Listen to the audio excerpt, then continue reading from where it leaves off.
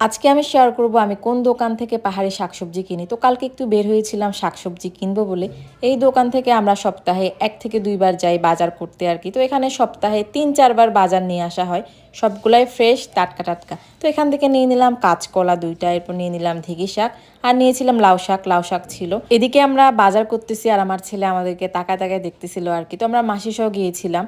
এরপর নিয়ে নিলাম বাঁশকরল। বাঁশকরলের সিজন কিন্তু এখন প্রায় শেষের দিকে, তাই এখন খুবই দাম বাঁশকরল। এরপর ছিল আলু, এই আলুগুলো নাকি খেতে খুবই মজা। এরপর ছিল বেগুন, বেগুনগুলো একদম দেশি বেগুন, টাটকা টাটকা।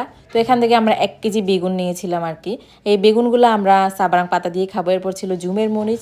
তো বাজার করার পর আমরা চলে আসলাম আমার মাসির বাসায়। তো মাসির বাসায় এসে এখানে খাওয়া দাওয়া করলাম। মানে মাসির বাসা যাওয়ার তেমন প্ল্যান ছিল না, হঠাৎ করে যাওয়া। যেহেতু বাজার করতে গিয়েছিলাম আর বাসা যেহেতু কাছেই ছিল, তাই আমরা চলে গিয়েছি আর কি। তো এখানে আমি কচু শাকের ভর্তা, শাক মরিচ ভর্তা আর মাছ দিয়ে ভাত খেয়েছিলাম। অনেক অনেক মজা মাসির তরকারিগুলা। এরপর আমরা কিছুক্ষণ থাকার পরে ৯টার দিকে আমরা বাসায় চলে আসছি।